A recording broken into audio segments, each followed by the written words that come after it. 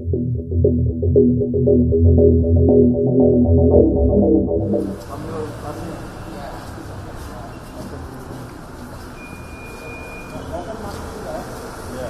tinggal nih karena kan udah menunggu di sini kami gak enak. Enggak, sudah diterima, cuma kan harus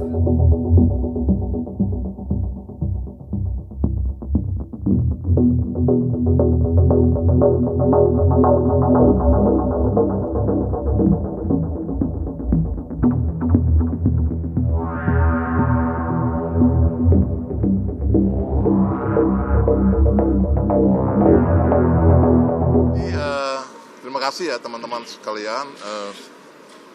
Saya pikir sebagai seorang warga negara yang baik, taat hukum, kita harus menghormati hukum. Itu yang pertama ya. Kemudian yang kedua, kaitan dengan persangkaan teman-teman dari KPK terhadap saudara LE yang kemudian direspon oleh penasihat hukumnya.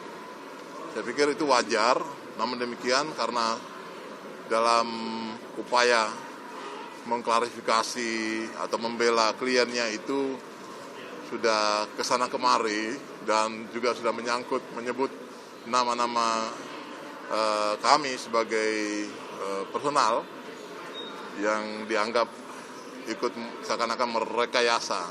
Saya mengatakan begini, sebenarnya bicara tentang hukum, hukum adalah hukum. Jadi artinya ketika klien saudara penasihat hukum ini sudah disangkakan berkaitan dengan dugaan tindak pidana korupsi, ya gratifikasi misalkan, dia hadapi itu, bukan kemudian dia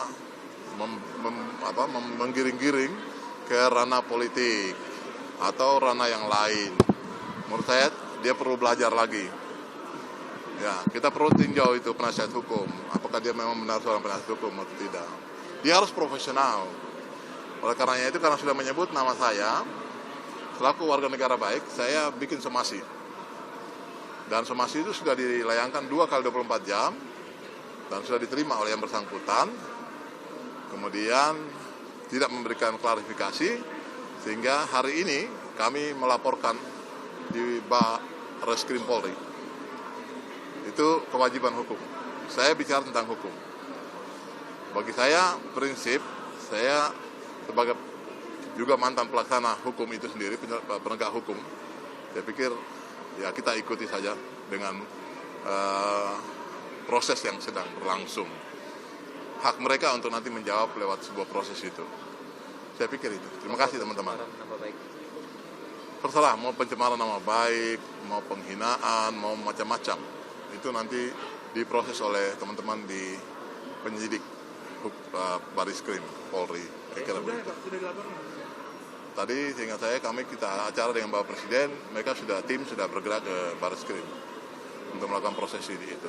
Artinya itu penegasan ya. Pak, kalau nama Bapak disebut terlibat untuk mengisi posisi wakil gubernur seperti yang disampaikan. Jadi begini, ya kalau itu kan saya anak Papua ya. Jangan dipikir saya anak pendatang lagi gitu. Saya juga punya hak. Bicara hak, saya anak Papua asli. Begitu.